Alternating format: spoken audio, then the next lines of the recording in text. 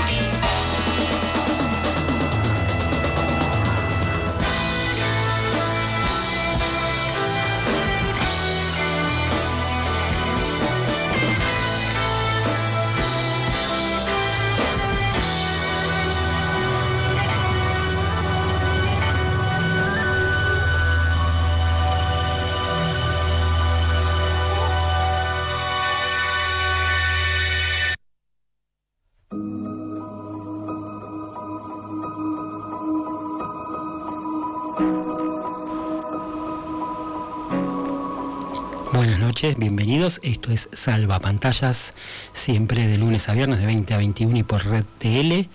Hoy, martes, nos toca hablar de cine y música y vamos a repetir una experiencia que tuvimos en el segundo programa de este ciclo. Hoy es el programa número 20 ya. 20, bastante. Ya superó las expectativas, ya perdí todas las apuestas.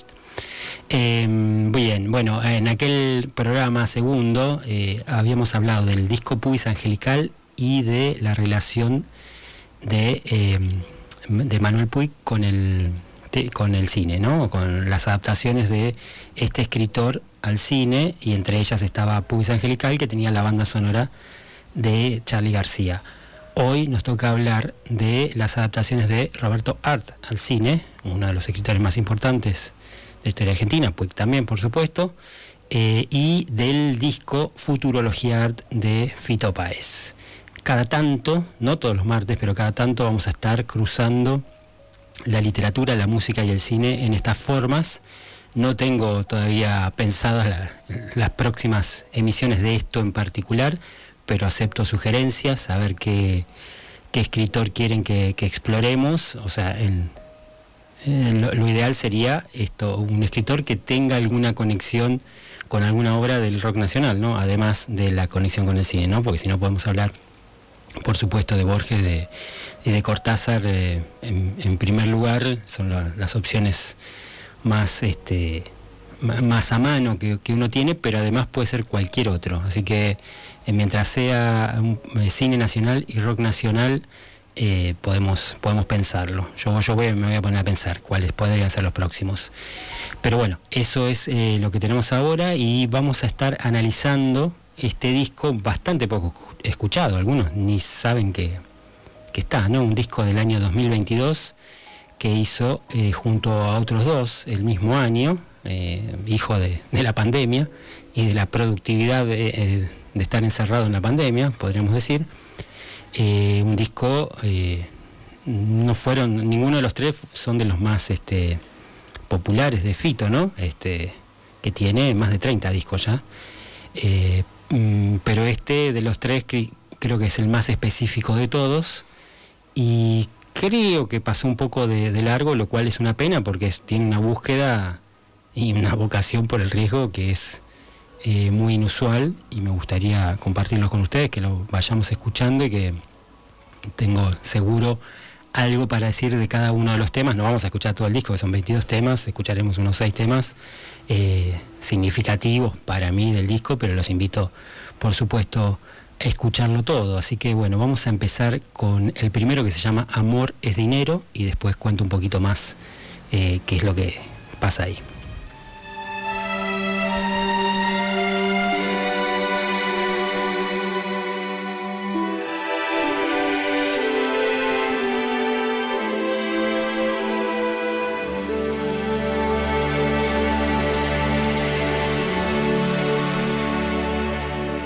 Entre el sol, la maldad y una vida canalla, el amor que se va y no vuelve, la verdad, cuando Remuerdo Sain nos decía que amor es dinero, corría simplemente el velo y pudimos entrar Buenos Aires, rufián, cuando todo el mundo era un destello. Entra el sol, la maldad y una vida canalla, después todo se va y no vuelve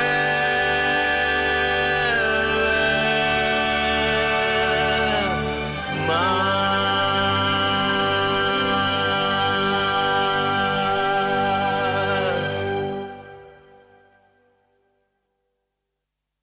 De lunes a viernes de 20 a 21 horas, Salvapantallas por Red TL Rosario.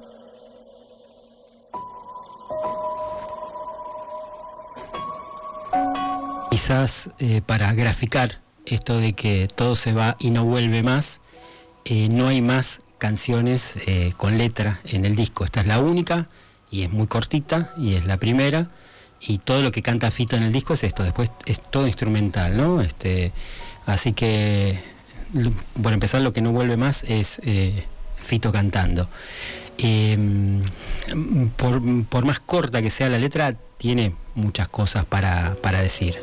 Por empezar, cuando todo el mundo era un destello, está hablando de los años 30, que se parecía, sobre todo a fines de los 30, que se pudría y se pudrió, como suele suceder cuando parece que se pudre. Lo que sucede es que finalmente se pudre, ¿no? Y eso es lo que pasó en los años 30, que por supuesto terminó con la Segunda Guerra Mundial. Pero antes de eso, una serie de circunstancias, o sea, la posguerra de la primera, más todas las crisis económicas que hubo. Bueno, no me voy a poner en un contexto histórico, pero saben que un poco en general esto fue así, y fue caldo de cultivo, pasto para las fieras, que es lo que sucede en los tiempos oscuros y tumultuosos. Aparecen los líderes más extremos, suele suceder eso, ¿no? Estamos hablando de lo que pasó hace 100 años, por las dudas.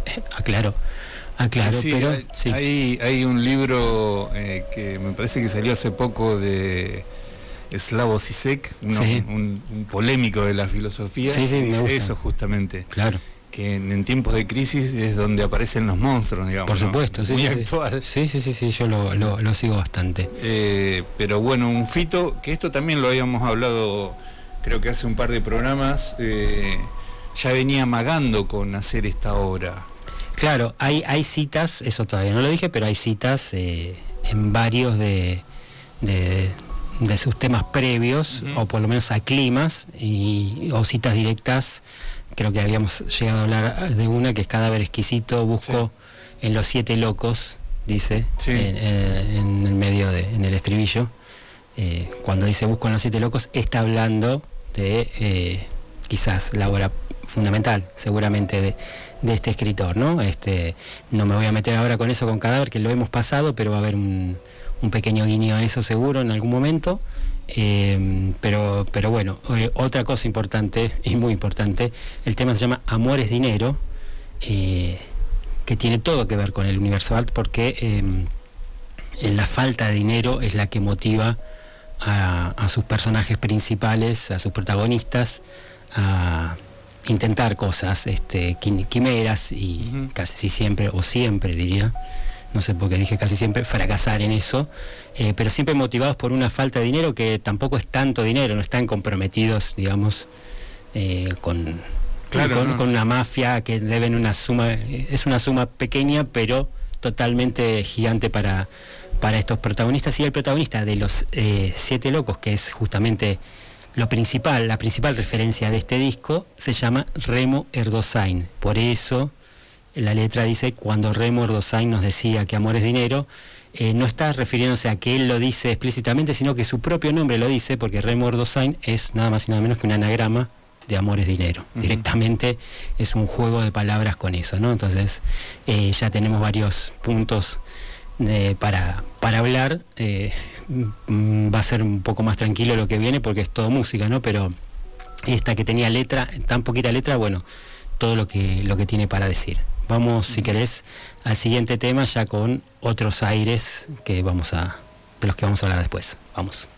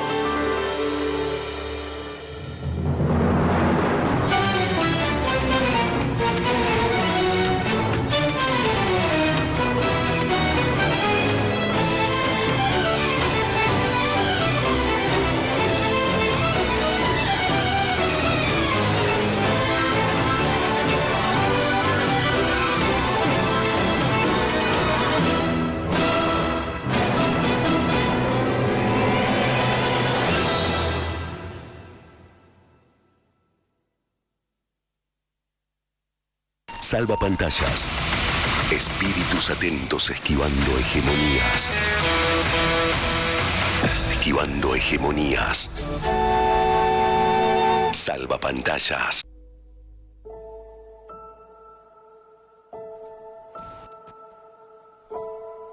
El primer tema se llamaba Amor es Dinero, el segundo Buenos Aires 2030.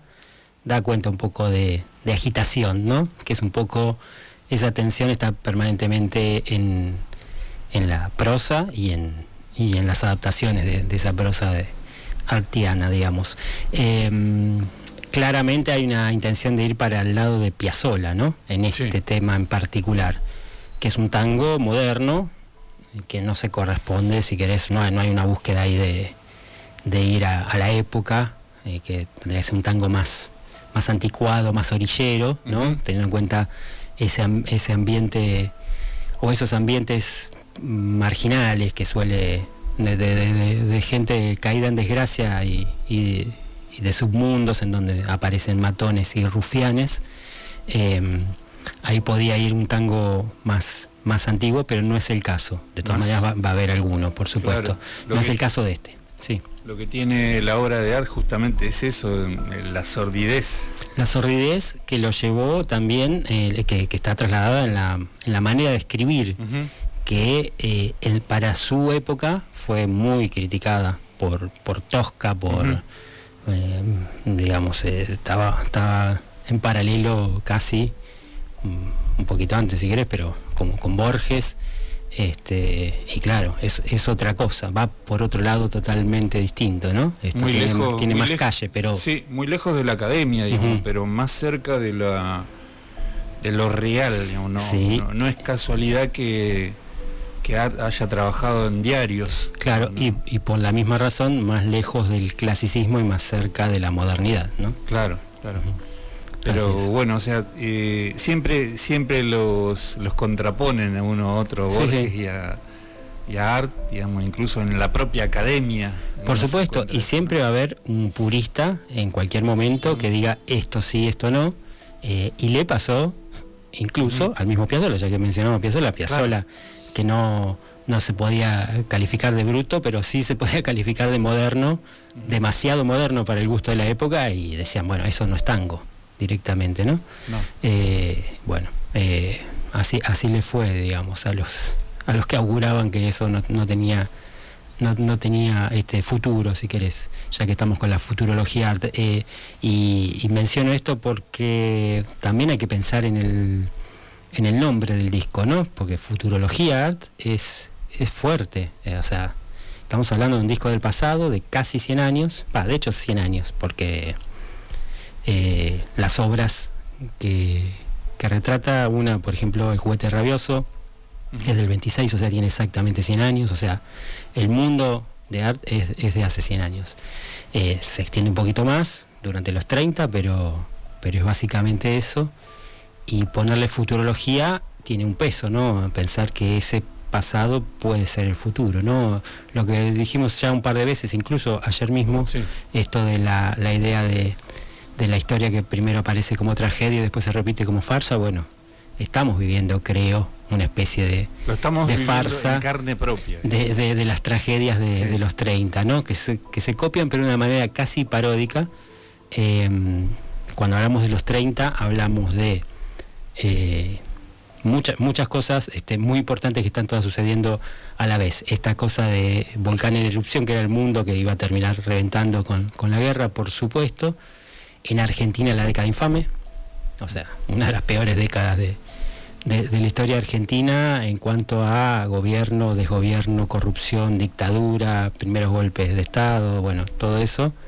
Y en ese marco, un montón de cuestiones constitutivas de la argentinidad, ¿no? O sea, el tango no se inventa en los 30, pero se hace popular en los 30, el fútbol no se inventa en los 30, pero se hace popular en los 30, todas cosas que podemos asociar a la argentinidad empiezan ahí, ¿no? Sí, pero aparte sí. También en las grandes ciudades, uh-huh. Y Rosario es una de ellas, uh-huh. Esto del tango también y esa sordidez está muy presente. Por supuesto, las ciudades con sus arrabales que se empiezan a concentrar de gente que empieza mutar del campo a la ciudad, con todas las incomodidades e injusticias que eso genera, injusticias sociales de trabajo que después también van a decantar de alguna manera en el surgimiento del justicialismo, entre otras cosas, claro. Por supuesto. Con todo lo que trae también esa modernidad que se iba viviendo a los tropezones, digamos, claro. ¿No? En Rosario muy fuerte el tema de la droga, la prostitución, el juego ilegal, cosas que, o sea, no cambiaron, digamos, ¿no? Claro, y ni en Rosario ni en ningún lugar. No, y en Rosario en particular, pero también con avances tecnológicos propios del siglo XX, que empezó del cambio de siglo, digamos, de ahí en adelante, acelerados, que también incidían en las comunicaciones y que también tienen un punto de contacto con el presente, ¿no? Esos saltos tecnológicos que también están de alguna manera en la tapa. No sé si puedes poner ahí, si tenés la imagen de la tapa del disco, como para poner de fondo o de frente o como quieras, un cachito nomás antes de pasar a lo siguiente. Porque en la imagen de la tapa aparecen dos brazos como que están en comunión, que un poco hablan de la comunión de lo humano y lo mecánico, de alguna manera, o de lo humano y lo tecnológico. Y también, bueno, hay algunas citas que están por ahí, acá está. Bueno, por un lado, en el recuadro es claramente una cita a Artaud, ¿no? Artaud de Spinetta, claro, sí. Es una referencia directa, o sea... Este es mi Artaud, digamos. Claro. Como diciendo Charlie, este es mi Artaud. Claro, sí.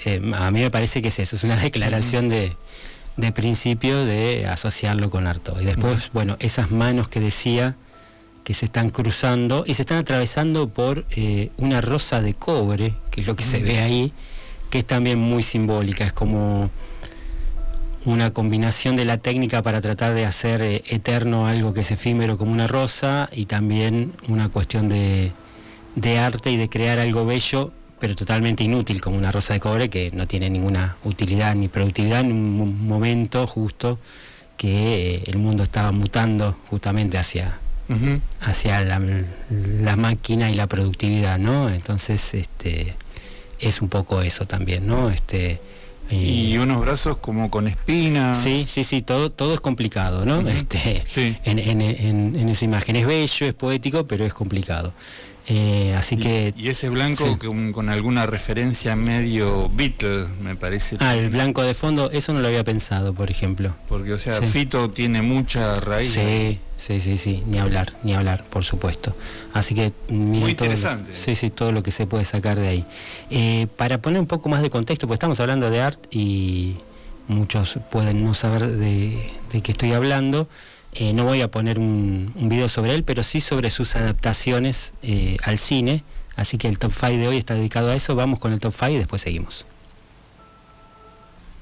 Y llegará el momento en que la humanidad escéptica, harta de placeres, blasfema de impotencia, se pondrá tan furiosa que habrá que matarla como un perro rabioso. Vean Estados Unidos. Top 5 sobre Roberto Art y el cine, repasando sus adaptaciones y, como suele suceder en estos casos, repasando algunas obras secretas a su pesar, que han pasado al olvido, en muchos casos inmerecidamente. Eso es lo que sucede, por ejemplo, con la adaptación de Noche Terrible, de 1967, hecha por Rodolfo Kuhn.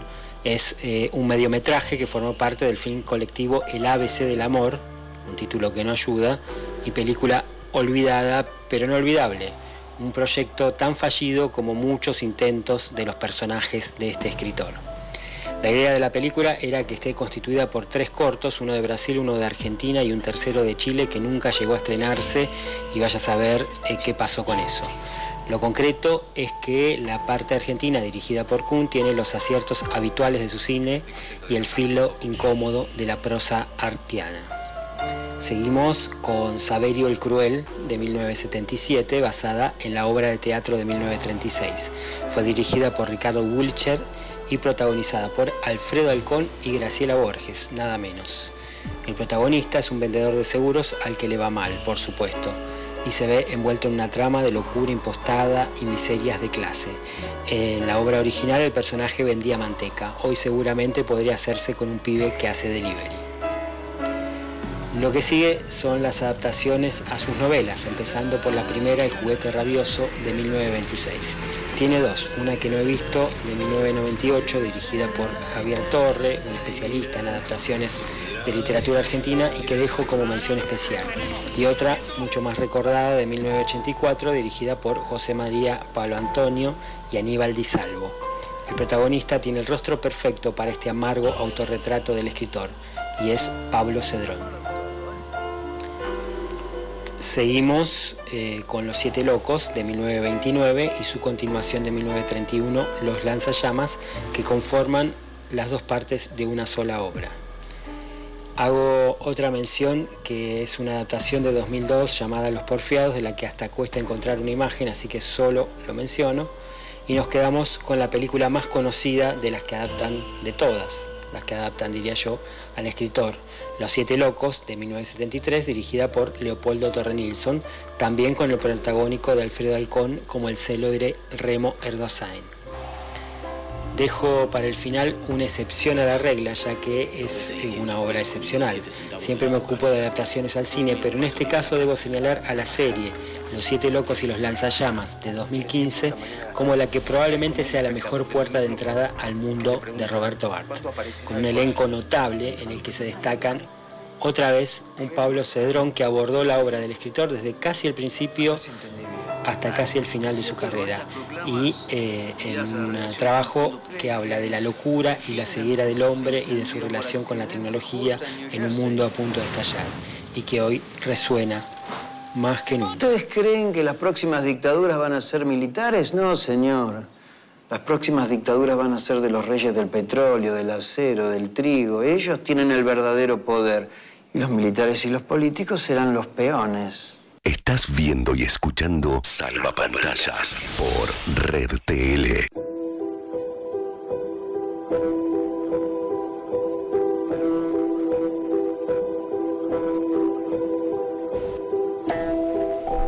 Menos mal que cuentan cosas que pasaron hace 100 años. Mirá si ahora tuviéramos que vivir todo eso, ¿no? Qué terrible sería. Que ver ahora. Qué terrible sería. Sí.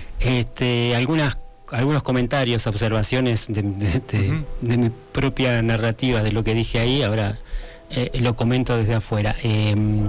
Noche Terrible es una película totalmente desconocida, que formó parte de una película colectiva que nunca existió, que es esa, El ABC del amor, por eso quedó ahí en un limbo, pero es muy buena. Se nota que, viendo las imágenes, se nota que tiene una muy buena fotografía. Esos eran Jorge Rivera López y Susana Rinaldi, una muy joven Susana Rinaldi. Desconocida totalmente. Totalmente desconocida, sí. Una pena, Rodolfo Kuhn, gran director. Y bueno, lo demás es un poquito más conocido, la curiosidad de Alcón en dos papeles, y Pablo Cedrón, que es art, o sea, es perfecto para hacer de él mismo, digamos, del escritor. Pero en los papeles Alcón, en Los Siete Locos estaba muy parecido. Bueno, Hernando Art. De alguna manera todos los personajes, esos perdedores que se meten en problemas, tienen algo, ¿no? Como pasa casi siempre, tienen algo de autobiográfico. En particular en El Juguete Rabioso, pero todos de alguna manera, ¿no? Son excéntricos, son inventivos, son originales y se sienten fuera del mundo. Tienen capacidad para destacar, pero esa capacidad para destacar los excluye en lugar de incluirlos en un mundo que está en ebullición, ¿no? Digo, cuento esto como si estuviera hablando de una obra, pero o de un libro en particular, pero prácticamente vale para todas las obras de este escritor en particular. Así que bueno, nada más con respecto a eso. Si hay mensajes, o sea, pueden mandar mensajes, comentar, proponer lo que quieran. Cuando suceda lo leemos al aire. Bien, se pueden comunicar al 3415-94-1055, y ahora vamos a leer un mensajito que nos mandaron. Dale. Pero antes te comentaba esa adaptación que para mí fue para la televisión del Jorobadito. Yo no incluí televisión y me sentí forzado, quedaba muy rengo para mí en el top si no ponía esa versión del 2015, que creo que para el que no conoce nada es por ahí, me parece. Son episodios de media hora, pero son 30, o sea, es una serie entera. Bien, pero vale la pena. Y es muy raro verla a Soledad Silveira haciendo el jorobadito. Sí. Rigoletto. Sí. Bueno, un muy joven Germán Palacios. Sí. Creo que después me parece que él siguió con Art, pero en la obra. Me parece. No sé, estaba en la obra Art, que es otra cosa también, pero no sé si te referís a eso. Pero también hay otra versión para televisión del jorobadito. Yo no rastreé todas las versiones televisivas, que son muchas más, por supuesto, ¿no? Hay una con Oscar Martínez, me acuerdo. Muy anterior, ¿no? A esta que estás mencionando, pero hay más. Me parece que era de, no me acuerdo ahora, pero me parece que era de Doria. Sí, tranquilamente. Creo que Doria hizo, sí. Hizo varias adaptaciones, inclusive hablando de otros autores, una de Cortázar, que hacía de Casa Tomada, me parece una... Sí, bueno... La salud de los enfermos. Cortázar tiene un montón de adaptaciones al cine e internacionales, no tanto, digamos, Cortázar y Borges son los escritores argentinos por excelencia de repercusión internacional, ¿no? Art, nada que ver, es argentino para argentinos, digamos. Bastante menos conocido, ¿no? Bioy Casares un poco también, ¿no? Pero bueno, Borges, Bioy, casi que los ubico juntos. Pero bueno, una cosa más con respecto a la serie, Carlos Belloso, Daniel Hendler, está Fanego, está por supuesto, como dije, Pablo Cedrón, ¿quién más? Luis Embroski, Julieta Silverberg, Fabio Alberti, sí. Un elenco zarpado, dirección de Fernando Spinner y Ana Peterberg, creo, si no me equivoco. Bueno, nada, un seleccionado de cuando se hacía ficción de calidad en la televisión. No fue hace 1000 años, fue hace 10 nomás. Hace poquito. Sí. Te paso el mensaje. Sí. Dice Vivi, hola, qué impresionante es este disco Futurología Art. Me acuerdo cuando hace 2 o 3 años fui al anfiteatro a ver El amor después del amor, y mientras esperábamos que arranque sonaba esto. Mirá. Alguien me preguntó, ¿cómo sería eso que estábamos escuchando? Le dije, Fito, qué rara incongruencia, tanta gente ahí esperándolo a él y desconociendo esto tan bello. Qué bueno que lo traigan y el análisis que están haciendo. Gracias, Vivi. Buenísimo el comentario, viene bárbaro. Y sí, ese es el punto. Aún siendo de Fito, para ser de Fito esto es muy marginal y desconocido, digamos, para ser de Fito, ¿no? Y es una pena. Y es claramente una cruzada, es un disco caro de hacer con una orquesta a distancia, la orquesta de Praga o de República Checa, creo que era de Praga, pero... un disco muy ambicioso que claramente se llevó adelante por las ganas de él, digamos, por la obsesión de él de hacerlo, de alguna forma. Otro mensajito de Marcelo, bueno, le vamos a pasar el chivo, que manda una gacetilla, dice, hola, les envío un anuncio para promocionar una actividad de cine y memoria que realizará la institución en la cual trabajo, el CONICET. Grande, Marcelo. Lo felicitamos. Cine Debate, Argentina 1985. El sábado 21 de marzo a las 18 horas en el Cine Lumière, el querido Cine Lumière que se encuentra en Vélez Sarsfield, 1027. Tendrá lugar la proyección de la película Argentina 1985 y posterior debate. La actividad es con entrada libre y gratuita. Se contará con la participación de Miguel Laborde, ex detenido desaparecido, denunciante frente a la CONADEP, Teresa Laborde, hija de Adriana Calvo y Miguel Laborde, nacida en cautiverio, creyente en causas de lesa humanidad. La presentación estará a cargo de Roberto Rivarola, como miembro de la Comisión de la Memoria de CONICET. Coordina Laura Luciani, miembro de la Comisión de la Memoria del CONICET, investigadora del CONICET, integrante de ICIR. Organizan Comisión de la Memoria CONICET, Congreso sobre Historia de la Dictadura Militar a 50 años del golpe de Estado de 1976, que esto lo agrego, se realizará en la Facultad de Humanidades. Esto es en el Cine Lumière, bueno, toda la gente que se pueda acercar ahí o que tenga el cine ahí cerca porque se encuentra casi en Avenida Alberdi, es un gran cine, el primer cine que fui cuando era chico. Claro, y único cine de barrio que nos queda. Así que un lujo, buenísimo que manden, voy a seguir insistiendo, ven que pasamos todo porque nos gusta compartir esta información y la vamos a repetir el jueves cuando hagamos la agenda. Vamos con un tema que tiene un poco más de tango orillero, que es sobre el rufián melancólico, otro de los Siete Locos.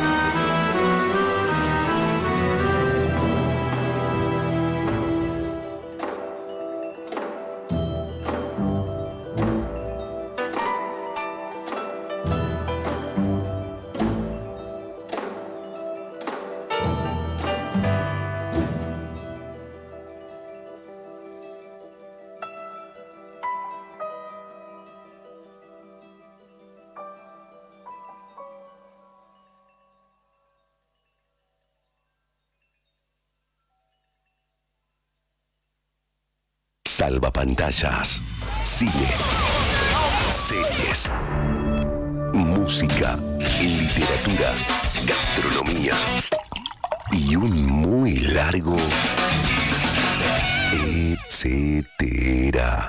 Inicio espacio publicitario.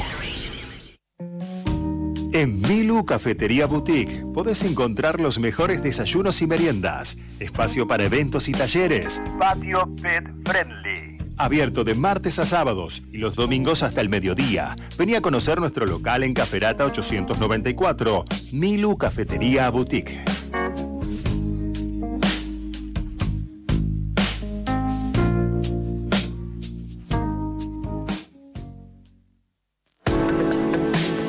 En la esquina de Mendoza y Maipú te encontrás con el lugar en donde el vino se brinda.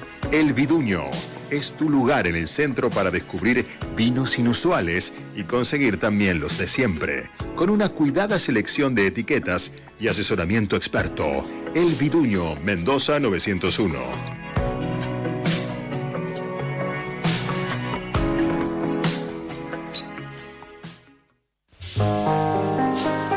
Salvapantallas es un proyecto de financiación colectiva. Podés sumarte a su comunidad con una pequeña colaboración y recibir beneficios en cursos y eventos, además del acceso a contenidos exclusivos. Entérate cómo podés hacerlo mandando un mensaje al 341-271-7549 o al Instagram del programa salvapantallas.cine.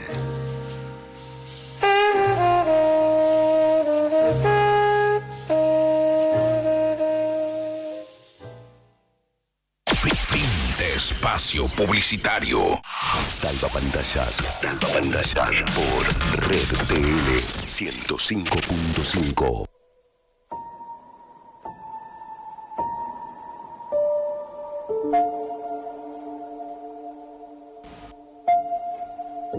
Hasta ahora nos salteamos solo un tema del disco, pero lo puse en el top 5, es el que puse, o sea, cosa de que estén todos los posibles. Y el próximo se llama Política y Locura, y no es casualidad. Por empezar, bueno, Política y Locura, ya sí, quien vio el top 5 va a ver que está totalmente relacionado con lo que sucede en sus películas, ¿no?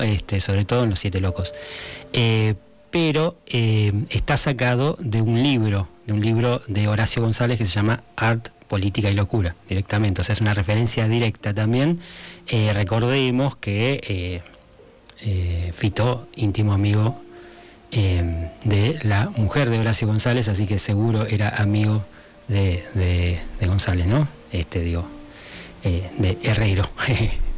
Liliana Herrero. De Liliana Herrero.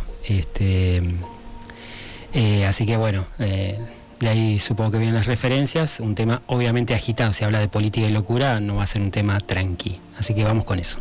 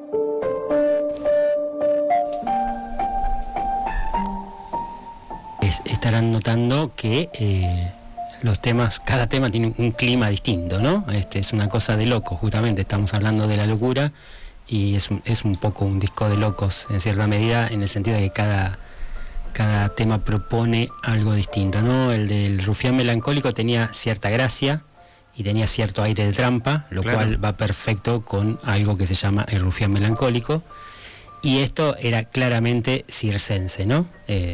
Era para adelante y llamar la atención, locura, sí. Política y locura, parece que estuviera hablando del presente tranquilamente, y en particular no es grato de sentarte a escuchar en el living para ponerte a escuchar un disco, tema particular que acaba de pasar, pero tiene todo que ver con el universo que está retratando, ¿no? Claro. Esa es la que vale, ¿no? Sí. Se representa cada parte de lo que quería mostrar, sí.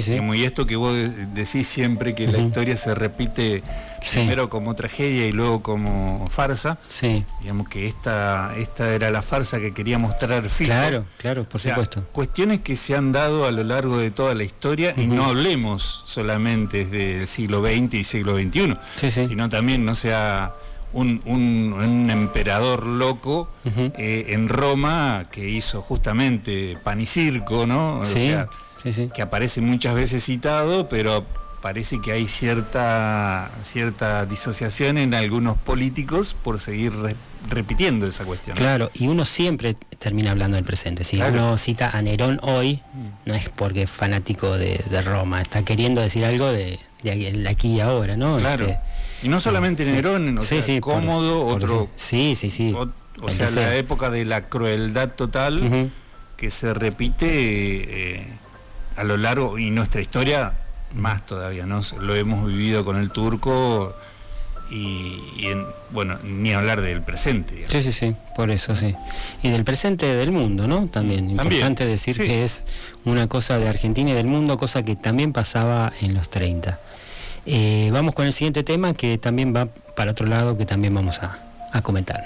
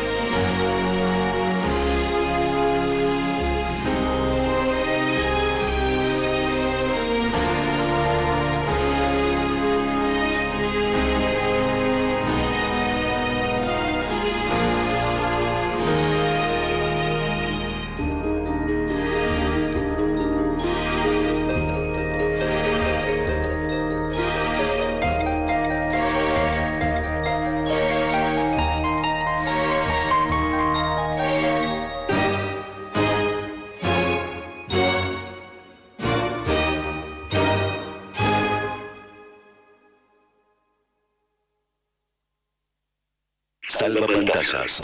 Salvapantallas. Un programa sobre cine y otros sueños proyectados.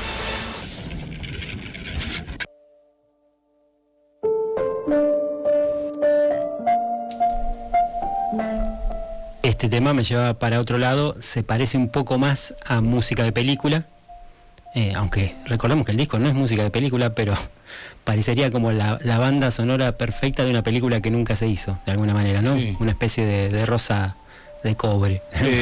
Claro, o sea, la película la tenía Fito en su cabeza. Claro, sí, por supuesto. O sea, a mí me cuesta un poco toda la parte épica de esta banda de sonido, pero porque tengo muy en la cabeza el clima del libro, que era muy sórdido. Sí.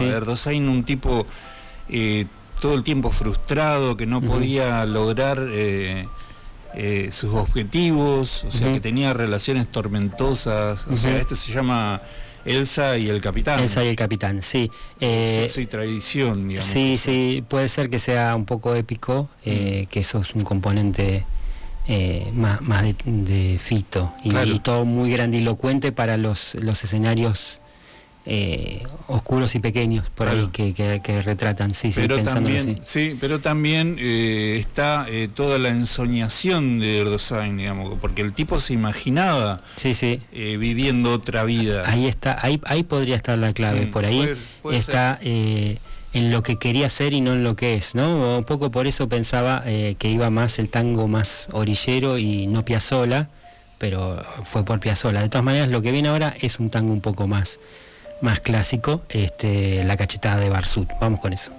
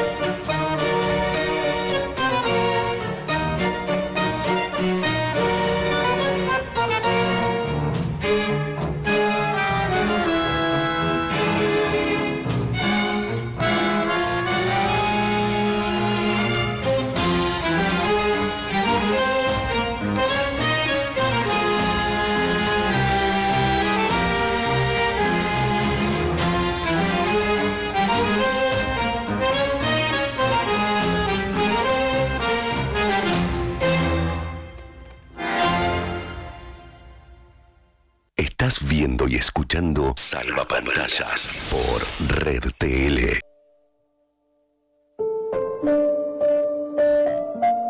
Ahí apareció un poquito más el barro, y lo grillero y las aguas fuertes, si querés. Claro. Bueno, estamos viendo que va por climas distintos, pero todo es muy, muy porteño, ¿no? Así como ayer estuvimos hablando tanto del Fito rosarino, de lo rosarino de Fito, esta es la parte porteña de Fito, claramente. El disco me parece muy, muy, muy, muy porteño. Y volviendo un poquito al tema anterior, Elsa y el Capitán, es donde vi más aires de García, digamos, que siempre uno los detecta un poco en la música de Fito, y como siempre hablamos de García, valía la pena mencionar o jugar un poco, pensar. Yo busqué alguna referencia directa a algo de la literatura de arte en toda la obra de García, y no encontré. Capaz que alguien sabe algo que yo no sé, puede ser, tranquilamente. Sí, me estaba pensando mientras escuchaba esto, sobre todo el tema anterior, a dónde está Art en García, ¿no? No, a lo que mejor se puede en jugar un poco, claro, con eso. No, a lo mejor en una referencia directa. Claro, por eso decía de manera indirecta. Por ejemplo, siempre que haya angustia y desesperación, hay un poco de Art. Y claro, pienso Viernes 3 AM, por ejemplo. Suicidio. No soy un extraño. Sí. Y cuando se pudre también, cuando se pudre, Charlie, cuando está retratando un clima que se pudre, pienso en No bombardeen Buenos Aires, por ejemplo, pensando muy rápido, pero es un juego, lo pueden pensar ahí en sus casas y proponer links entre la obra de Art y Charlie, que no hay ninguno directo, pero podemos jugar a encontrar alguno. Sí, es muy interesante esto de lo que vos decías antes, de la futurología Art. Y lo que aparece, bueno, en el top 5 vos lo pusiste como una partecita donde uno de los discursos apuntaba justamente no hablamos de genocidio, eso, sí. Sí, no hablamos de eso, discursos de odio.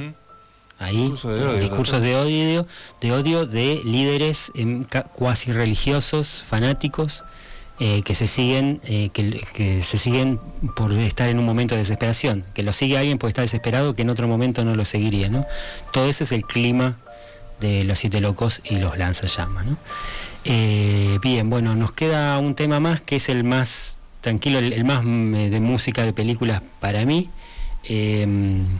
y nos tenemos que despedir, pues ya se nos fue la hora, así que vamos con ese y después hacemos la despedida.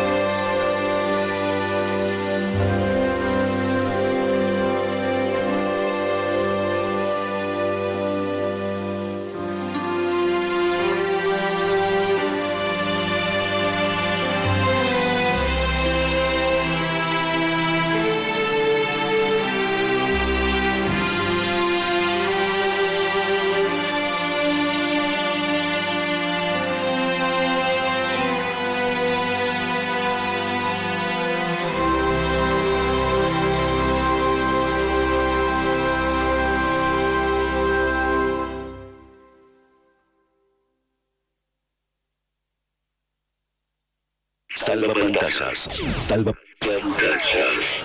Un programa sobre cine y otros sueños proyectados.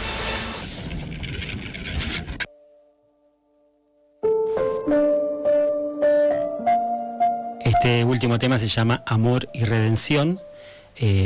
No quería terminar tan abajo, por eso se me ocurrió terminar con este tema. Fuera del aire hablábamos con Gus que la redención te la debo en Art, ¿no? Hablando de Art, pero no de Fito, y yo también en esta estoy con Fito.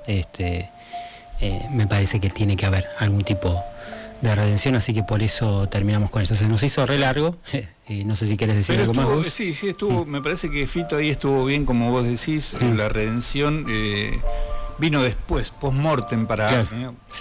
Muchos escritores, digamos, ¿no? Muy conocidos, menos conocidos, pero pero bueno, ahora se lo reconoce incluso en la misma academia, una academia de la que él no participó. Sí, seguramente pero, no estaría de acuerdo. Claro, no estaría de acuerdo, digamos. No sé por qué, yo nunca fui a la universidad. Pero bueno, está bueno traer su figura al presente, porque lamentablemente tiene mucho presente. Así que con todo esto nos despedimos. Mañana la entrevista de siempre a fondo, el vuelvo al Zoom, y el jueves los estrenos de la semana. Nada más, buenas noches y hasta mañana. Brindo por las veces que perdimos las mismas batallas.